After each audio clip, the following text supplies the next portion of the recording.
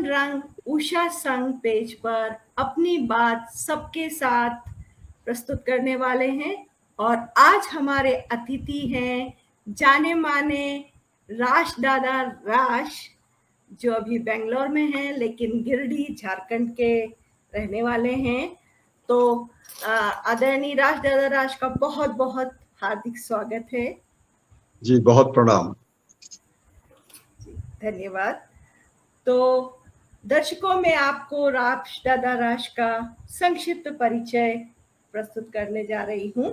तो जैसा कि मैंने बताया, गिरिडीह झारखंड में आपका जन्म हुआ। आपके पिताजी जेल सुपरिटेंडेंट थे।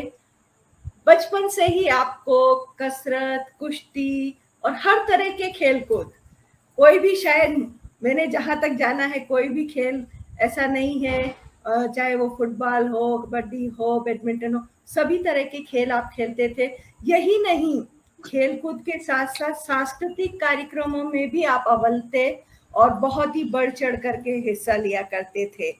और इस तरह से स्कूल में, कॉलेज में इन्होंने बहुत ही लोकप्रिय रहे हैं, क्योंकि ये खेलकूद में भी अच्छे थे, सांस्कृतिक कार्यक्रमों में भी भाग लेते थे। तो धीरे धीरे जब आपने लिखना शुरू किया, तो इनके जो नाटक अभी तक प्रकाशित हुए हैं वे हैं किराए की मौत नाटक और कूट का डब्बा उपन्यास, जो 1972 में प्रकाशित हुआ। और इनका एक जो दर्शन, जो इनका एक सोच जो डेवलप हुई, जो था जीना चाहता हूँ मरने के बाद। और उसके बाद में वो धीरे धीरे साथ साथ कविता लेखन भी इनका चलता रहा। और आपको जान करके आश्चर्य होगा, मुझे भी बहुत आश्चर्य हुआ कि अब तक आप विभिन्न विषयों पर 14,000 कविताएं लिख चुके हैं, जो नंबर ही अपने आप में इतना बड़ा है। और आपने लिखी हैं, तो अपने आप में ये बहुत बड़ा रिकॉर्ड है। मेरी जानकारी में तो ये बहुत बड़ा रिकॉर्ड है कि इतनी कविताएं किसी ने लिखी हैं। तो 14,000 कविताएं लिखी हैं। और आगे इनकी जो योजना है 51 खंडों में, 51 पार्ट्स में, ये एक पुस्तक जीना चाहता हूँ मरने के बाद, जो इनके दर्शन पर आधारित है, उसको वो प्रकाशित करने वाले हैं। इसके अलावा जेल खाना, कब आओगे दादा तुम, ट्रबलिंग पार्किंग, अनसेंसर्ड आदि भी पुस्तकों का लेखन चल रहा है। और जल्द ही ये सभी पुस्तकें प्रकाशित होकर हमारे सामने होगी। तो इस तरह के विलक्षण प्रतिभा के धनी आदरणीय राश दादा राश आज हमारे सामने उपस्थित है। तो आपका पुनः बहुत बहुत स्वागत है और धन्यवाद हमारे पेज पर उपस्थित होने के लिए। आभार। तो दादा, जैसा कि मैंने आपका परिचय में पढ़ा, तो मैं जानना चाहती हूँ कि आपका जन्म एक जेलर, मतलब एक जेल सुपरिटेंडेंट के घर में हुआ। तो आप जेल खाने में ही रहे। तो एक तरह से तो आपने वहाँ विभिन्न तरह के कैदियों से मुलाकात भी होती होगी, या जो कुछ भी पिताजी का जेल से संबंधित कार्य होता होगा वो बहुत करीब से देखा होगा।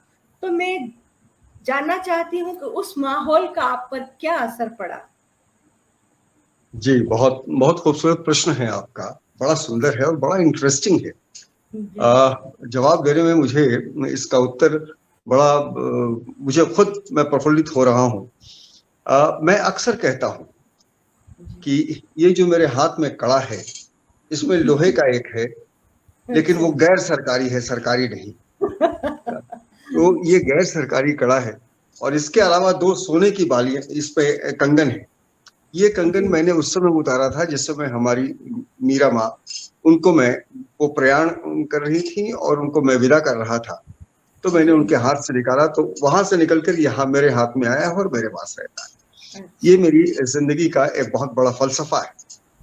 दूसरी बात जो आपने प्रश्न किया कि जेल में कैसे रहे, तो मैं ये भी कहता हूँ कि मैं 30 साल सजा याफ्ता कैदी रहा हूँ जेल में, एक जेलर के घर में। तो गुनाह मेरा सिर्फ इतना है कि मेरे पिताजी जेल के अधिकारी थे, तो मुझे वहां रहना था।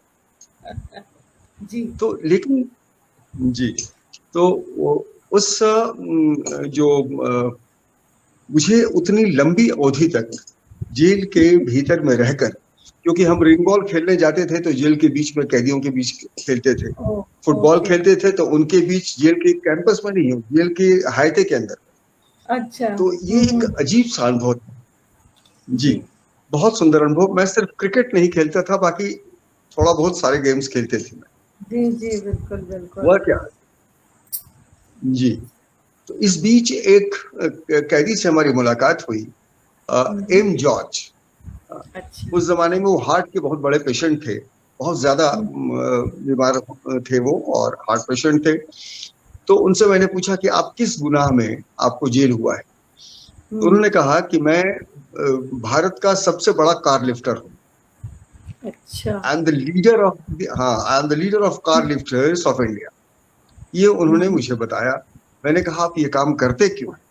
आप इतना बीमार हैं, और बड़ा खूबसूरत आदमी, छोटा सा। तो मुझे पता चला उनके विषय में कि वो एक बहुत अच्छे आर्टिस्ट हैं, और एल्युमिनियम प्लेट्स पे, हाँ, वो छेनी हथौड़ी से खुदाई करके, जैसे हम बैठे हैं वैसी तस्वीर बना देंगे, और लगेगा जैसे हम ही बैठे। तो हमने उनको एक सजेशन दिया उस समय। हमने कहा कि मेरी सलाह एक मानिए आप, कि ये जो गुण है, इस गुण को आप वितरित कीजिए, आप लोगों में इसको बांटिए। और उन्होंने वहां कैदियों में बांटना शुरू किया, और तब एक गोपाल नाम का एक कैदी वहां से वो निकला, और वो बहुत शानदार आर्टिस्ट हुआ। और जब बाहर रिहाई हुई, तो रिहाई के बाद वो उनका प्रोफेशन हुआ, और उसमें बड़े खूबसूरती से अपने जीवन को पालना शुरू किया। तो ये अनुभव मेरा रहा है। जी नहीं, वही तो, तरह तरह के कैदियों से मिलना जुलना भी अपने आप में एक बहुत बड़ा जी अनुभव है, और उनके पीछे जी के कारण भी समझ में आते हैं कि वो उस स्थान पे क्यों है, उन्होंने क्या किया। कभी कोई गलती के अपराध से होते हैं, कई बार निरपराध लोग भी पकड़े जाते हैं। ये जी जी बातें भी पता चली होंगी आपको। जी, बिल्कुल। मैं यहाँ एक छोटा सा एक उदाहरण देता हूँ, बड़ा अच्छा लगेगा, जी और बड़ी इंफॉर्मेटिव है। वो ये जी। है कि मुझे याद है 1961 में, शायद 1961 में, पिताजी की पोस्टिंग थी पटना सेंट्रल जेल में। अच्छा और उस वहां पे जो बंदी थे वो थे Natwar Lal, the famous Natwar Lal of India. हाँ, अच्छा।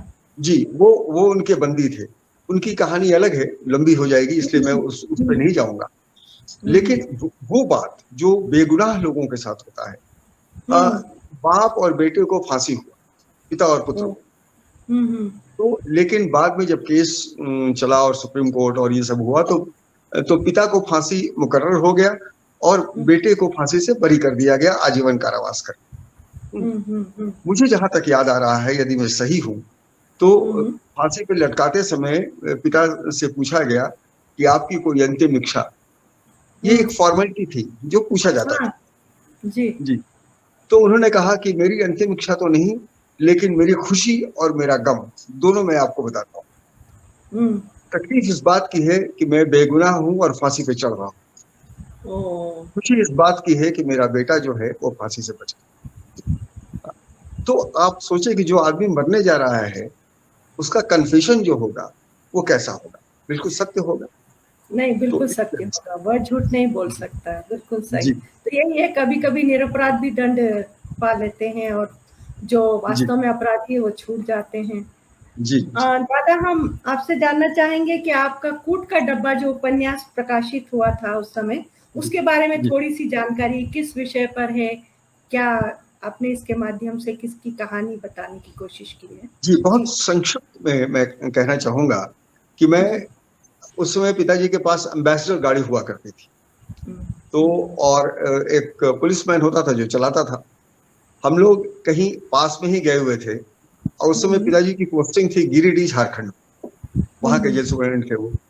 तो हम लोग कहीं बाहर गए हुए थे, धनबाद एक जगह है, वहां गए। तो वहां से वापस आ रहे थे, तो पीछे डिक्की में काफी सामान भरा हुआ था। एक जगह गाड़ी पंचर हो गई, और फिर हम लोगों को गाड़ी से उतर के वो स्टेपनी चेंज करना पड़ा।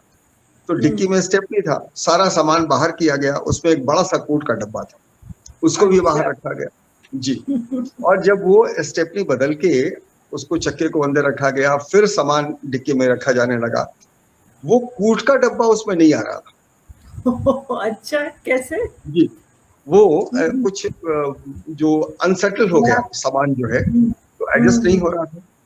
तो पिताजी ने कहा इसमें क्या है, उसका अंदर का सामान निकाल लो, निकाल के उसको पीछे फिट में कर। जहां तहां उसको सेट कर दो और डब्बा छोड़ दो। किया गया वही, और फिर सामान उस पर रह गया। हम लोग थोड़ी देर वहां खड़े थे, चाय वाय चल रहा था। तो हम्म, इसी बीच एक ट्रक वहां से गुजरा, और ट्रक के नीचे वो कूट का डब्बा आ गया। कूट का अरे डब्बा का मतलब कि वो कार्टन जो है, वो हाँ हाँ कार्टन जी।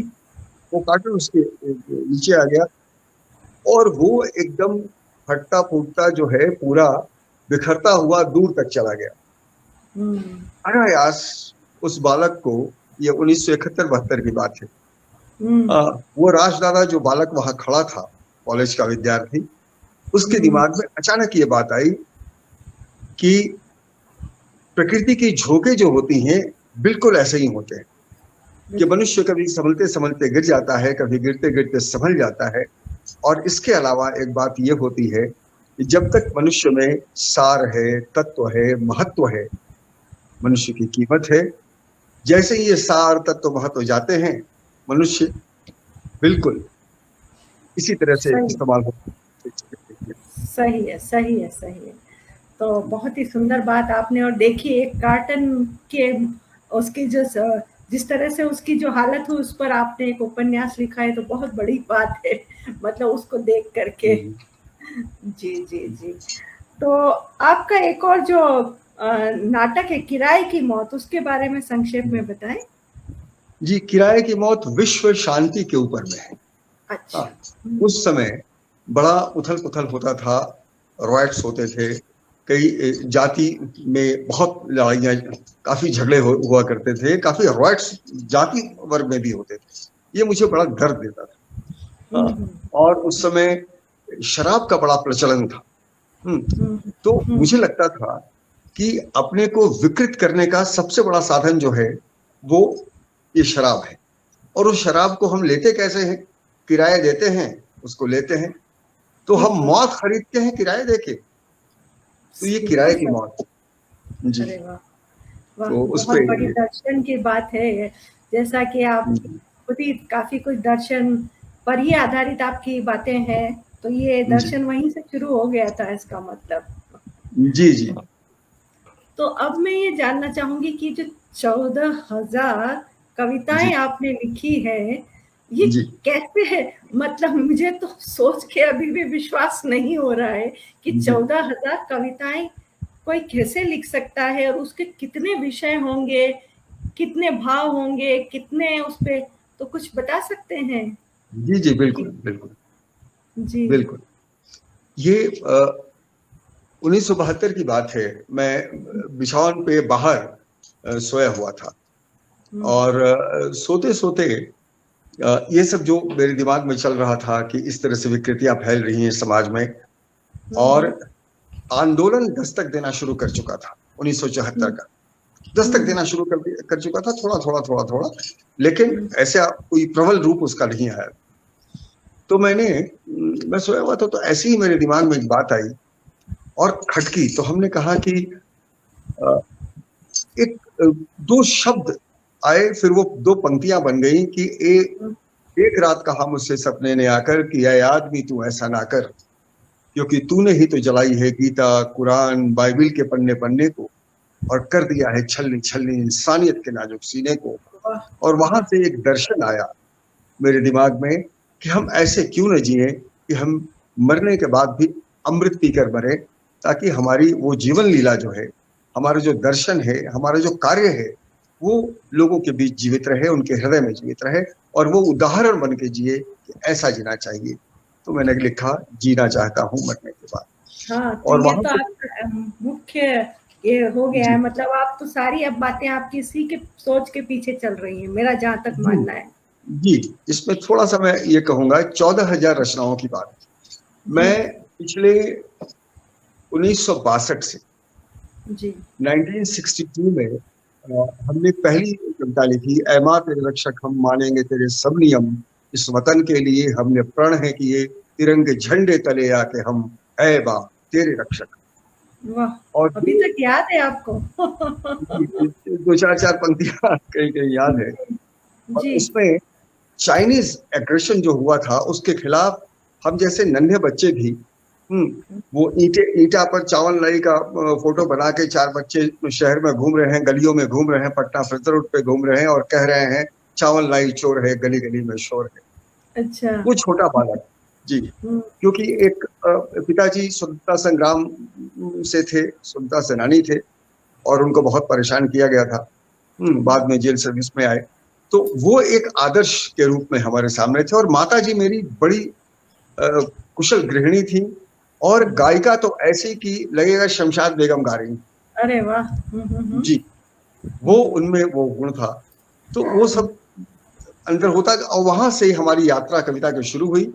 और 1964 में, 1964 में बेगूसराय जिला है बिहार के अंदर में, उस जी जी। डिस्ट्रिक्ट में जी कलेक्टर साहब ने मुझे बुलाकर मेरी एक रचना जो मैंने अपने अपने परिवार पे लिखा कि सहाय भवन की कुछ बातों को थोड़े में कह देता हूँ, मेरा नाम है राश बिहारी, आनंद बिहारी का बेटा हूँ। अरे जी, मेरी 5 बहन है छोटी, देखने में सभी है मोटी, बड़ी मुझसे लड़ा करती है, छोटी नाक धुना करती है, तीजी की तो बात निराली, चौथी, ऐसे करके हमने अरे वो वाह। लंबी रचना लिखी। तो उस रचना पर मुझे डिस्ट्रिक्ट में फर्स्ट प्राइज मिला, जिला में। अरे वाह, जी, अरे वाह। और फिर यात्रा बह चली, हर दिन एक दो कविताएं चलती, लिखता रहा। नतीजा आज 14,000 कविताओं पे हो। हाँ, तो क्यों नहीं कुछ जी कविताओं का मजा हम भी लें आपसे, कुछ सुनाएं जी आपकी जी पसंदीदा। जी। जी जरूर। मैं ये कहूं कि दर्शन, विरह और प्रेम। विरह प्रेम अपने आप में दर्शन है। प्रेम जो सही। है, प्रेम तब तक उत्तम नहीं है, पराकाष्ठा इसकी नहीं है, जब तक इसमें विरह ना हो। सही है, सही है। राम का प्रेम विरह से शुरू होता है, वहां से दिखना शुरू, प्रलक्षित होता है, दिखना शुरू होता है। राधा का के लिए कृष्ण का प्रेम वियोग में होता है। तो वियोग और विरह जो है वो प्रेम की पराकाष्ठा है और वह इम्तहान है। तो सही है। यहां से मैं चार पंक्तियां ये कहता हूँ, जी। तरन्नुम में ये कहूंगा, अभिलाष तू गढ़ने को,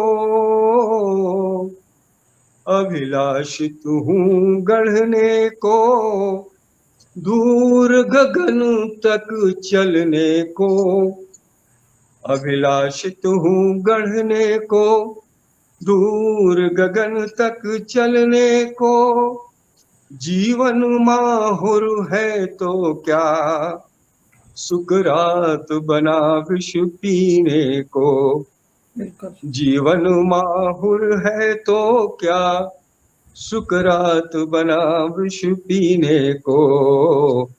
चार पंक्तियां अंतिम, कि मौन रहा स्वीकार किया, मौन रहा स्वीकार किया, साथी तेरे विष का प्याला, मौन रहा स्वीकार किया, साथी तेरे विष का प्याला, और है उत्कंठा नई नई, है उत्कंठा नई नई, और पुरानी मधुशाला, और पुरानी मधुशाला।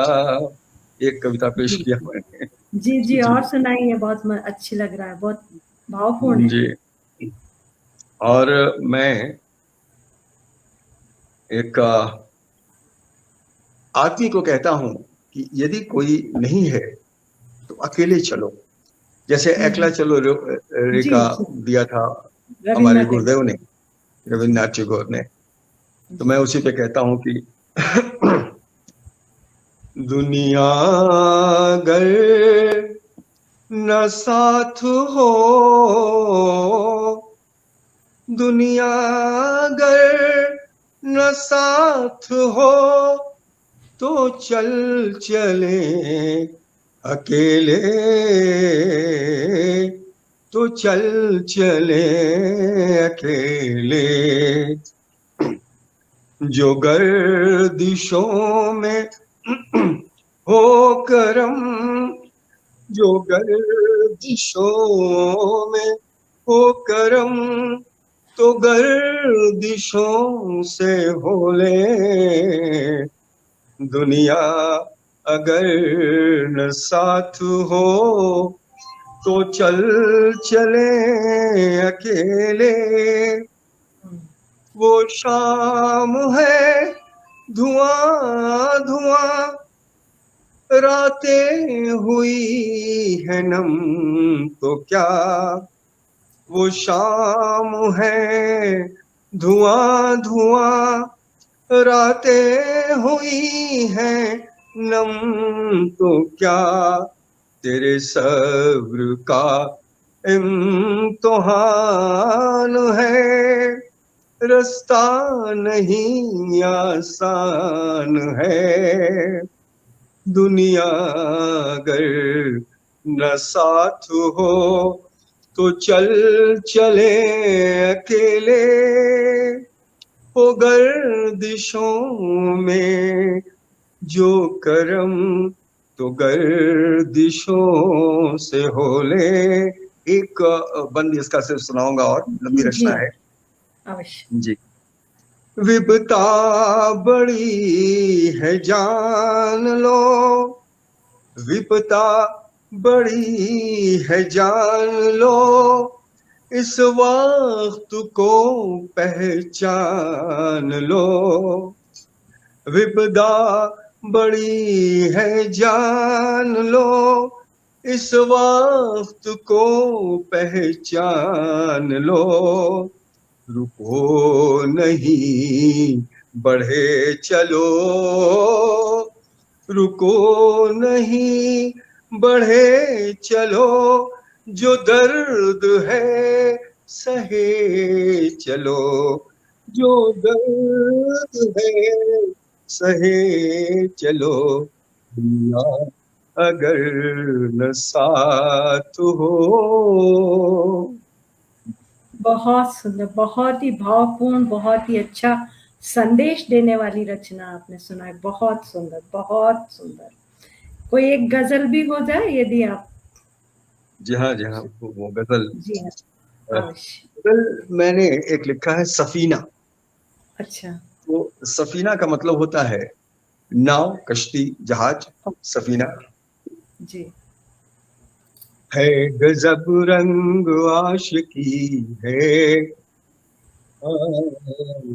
गजब रंग आशिकी है। रंग जाइए, रंग जाइए, है गजब रंग आशिकी है।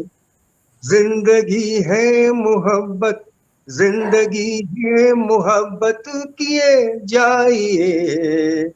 है गजब रंग आशिकी, रंग जाइए। अगला शेर है कि हो तारीफ उनकी न शर्माइए, हो तारीफ उनकी न शर्माइए। वक्त का है तकाजा, कुर्बा जाइए।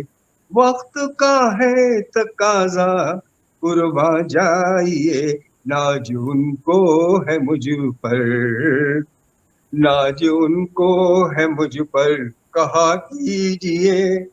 नाज उनको है मुझ पर, कहा कीजिए। वक्त का है सिला, सहा कीजिए। वक्त का है सिला, सहा कीजिए। जिंदगी जुगनुओं से रोशन नहीं, जिंदगी जुगनुओं से रोशन नहीं। हथेलियों पर सूरज उगा वाह, लीजिए, वाह, वाह, क्या बात है। पर सूरज उगा लीजिए। रोइए ना कभी, रोइए ना कभी, हंसा कीजिए। रोइए ना कभी, हंसा कीजिए। हंसने का है मजा, अदा कीजिए। वाह, हंसने का है मजा, बहुत बहुत धन्यवाद, अदा कीजिए। आंसुओं का आंसुओं से गिला ना बहा कीजिए, आंसुओं से गिला ना बहा कीजिए, ऐसे क्यों कर समंदर किया कीजिए, ऐसे क्यों कर समंदर किया कीजिए। अंतिम दो शेर जी कि जीना चाहूं मरने के बाद कह लीजिए, जीना चाहूं मरने के बाद कह लीजिए, डूब कर जीने का हौसला कीजिए, डूब वाह कर जीने का हौसला कीजिए। अंतिम शेर, जी सफीना लहरों में उछाला कीजिए, सफीना लहरों में उछाला कीजिए, तब मजा ही मजा है, मजा लीजिए, वाह वाह तब वाह वाह मजा ही मजा है, मजा लीजिए। है गजब रंग आशिकी रंग जाइए, जिंदगी है मोहब्बत किया कीजिए। बहुत बहुत वाह, धन्यवाद। बहुत बहुत खूबसूरत गजल और उतनी सुंदर आपकी कविताएं। ऐसा लग रहा है यही सुनते चले जाएं, सुनते चले जाएं। और आपके पास तो खजाना, क्या मुझे कहना चाहिए, अक्षय भंडार है कविताओं का और इनका, गजलों का। अच्छा, लेकिन और भी बहुत सी बातें आपसे जाननी जी हैं। जी तो जी। आपने ये जो जीना चाहता हूँ मरने के बाद फाउंडेशन जो शुरू की है, हम्म। तो ये कब इसकी शुरुआत रखी है और इसके पीछे मुख्य सोच आपकी क्या रही? जी, जीना चाहता हूँ मरने के बाद, ये आदमी बनाने का एक मशीन मैंने तैयार करने की कोशिश की, जिसमें आदमी बने। और अच्छा।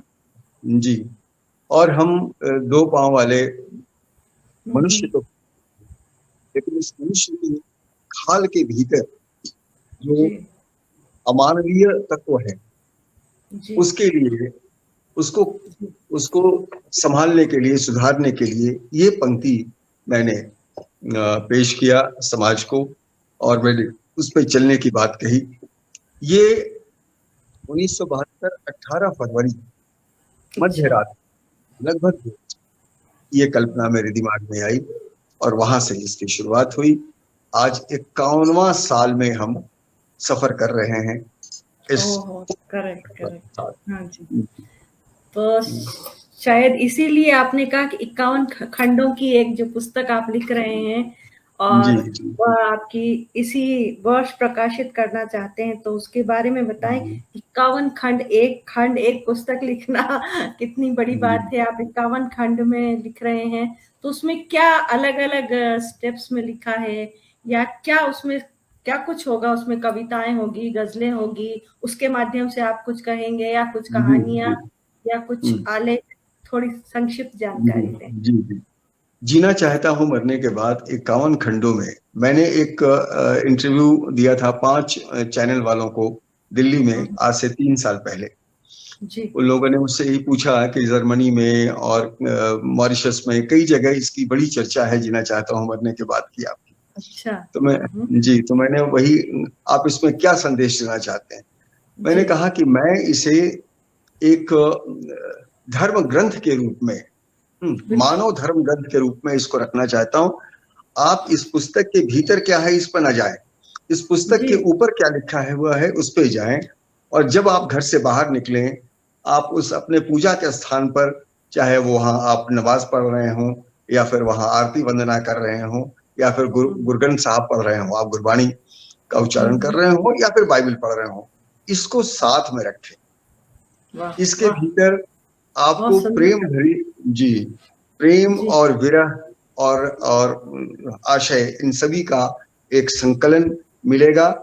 लेकिन उस संकलन से ज्यादा महत्वपूर्ण है इसके ऊपर जो लिखा हुआ ये शीर्षक है, उसको सर से लगाइए और एक बार कहिए, बाहर निकलने के पहले, जीना चाहता हूं मरने के बाद।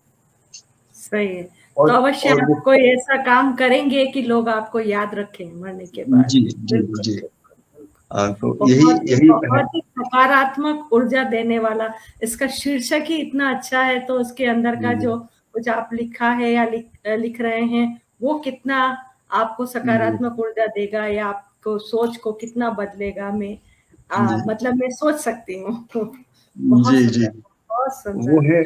और उसके साथ एक छोटा सा उसके साथ हमने जोड़ा है कि जी ये जो ये सारी जो कविताएं हैं जो उसमें जाएंगी या जा रही हैं, धीरे धीरे सब संकलित हो जी रहा है, जी जी। उसमें 6,000 रचनाएं पूरे 51 खंड में आएंगी। हाँ, अच्छा, लगभग। हाँ, वो लगभग। 6,000 रचनाएं लाने की कोशिश कर रहा हूँ, लेकिन शायद उतना ना हो पाए, लेकिन वो हाँ हाँ। तैयार है। जी। उसमें से निकाल के 6,000 रचनाओं को हमने तैयार कर लिया है, जो इन हम्म। अलग अलग खंडों में जाएगी। और उसमें से एक खंड जो होगा वो गद्य होगा। अच्छा। 51 में 50 ऐसा होगा, एक गद्य। गद्य और एक गद्य होगा। वाह, जी बहुत बहुत ही, मतलब आपने एक बहुत बड़ा, एक आपने एक मिशन कह सकते हैं उसको, आपने जो लिया है। हमारी जी बहुत बहुत शुभकामनाएं हैं कि आपका समय पर पूरा हो, और जी जी ये जी मतलब वास्तव में लोगों तक ये पहुंचे, और वह जी इसको उसी रूप में देखें जिस रूप में आपने इसको लिखने का भावना से लिखा है, या जिस उद्देश्य को लेकर आप चले हैं। जी, बहुत तो सुंदर। जी जी जी, जी। इसके अलावा भी आप, जैसा मैंने जाना कि जेल खाना, जी ट्रबलिंग, पार्किंग अनसेंसर्ड आदि विषयों पर भी आपकी रचनाएँ अभी लिखी जा रही हैं, आप लिख जी रहे जी हैं। तो ये किसी विषय पर विशेष पर हैं, या किसी एक विधा इनकी कुछ है कि जी गद्य, पद्य, नाटक, उपन्यास किस श्रेणी में है ये जी, पुस्तकें जो? ये गद्य विधा है। और जी। इसमें कब आओगे दादा तुम जो है, वो हाँ, प्रकृति से हाँ। हमने बात की है। अच्छा, प्रकृति से अच्छा, बात कर रहा हूं मैं कि दो, अच्छा, उसमें बहुत छोटे में मैं ये बता दूं कि दो वृक्ष हैं, और अच्छा। वो दो वृक्ष आपस में बात कर रहे हैं। अचानक हुँ, मुझे हुँ। उन्होंने देखा, मैं बालकनी में खड़ा था, और हुँ, उन्होंने हुँ। जोर से चिल्लाया, कह रहे दादा तुम आ गए, हम तो अच्छा, बात कर रहे थे कि कब आओगे दादा तुम। अरे वाह! वो सामने बांसवाड़ी जो हो गया है ना, बड़ा सा, हुँ, वो पूछता है हमेशा कि हुँ, दादा हुँ, कहाँ चले गए, कब आओगे दादा तुम। हाँ, ये जो मंदिर देख रहे हो, जिसकी छोटी छोटी आकृति ऊपर में दिख रही है सारी, हुँ, हुँ, पूरा का पूरा मंदिर जमीन में चला गया है। वो तुम्हारे याद में रोते रोते बह गए और नीचे गिर गए, नीचे धंस गए। हाँ, हुँ, सब पूछते थे कब आओगे दादा तुम।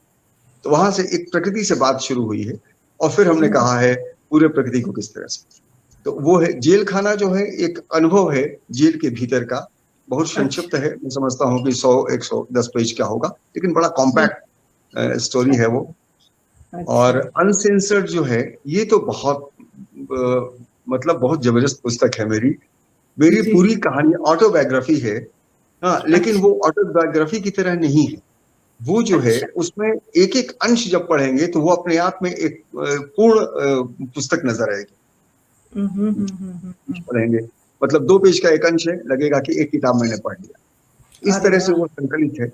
जी, और पूरे जीवन का है, मेरे पैदाइश से लेके अब तक का है। लेकिन पैदाइश से शुरू नहीं हुई है, वो बीच से कहीं कहीं कोई कोई अंश आ जा रहा हाँ, है, और पूरा अंश कवर हो जाएगा बिल्कुल, इस तरह से। बिल्कुल। वाह! जी मतलब आपने ऐसे-ऐसे विषय, ऐसा-ऐसा सोच आपकी, जो मतलब मुझे तो लगता है कि एकाएक कोई सोच भी नहीं सकता जिन विषयों पर आप लिख रहे हैं, और जिस सोच को लेकर के, जिस मानव मात्र को उपयोगी एक आप एक पुस्तक देने जा रहे हैं, या एक ऐसी जी कुछ बातें देने जा रहे हैं कि जिसको यदि वो थोड़ा भी अमल करें, तो वो अपना जी जीवन सुधार सकते हैं, और अ, दूसरों के लिए एक उदाहरण बन सकते हैं, और वो अपने इन अच्छे कार्यों से याद किए जाएँगे। तो ये मतलब जी एक बहुत बड़ा काम है, जो हर कोई सोचता भी नहीं है, लेकिन आपने सोच काफ़ी पहले से, आपने ये सोच की शुरुआत हो गई है, और आप उसको बहुत ही गंभीरता से कर रहे हैं,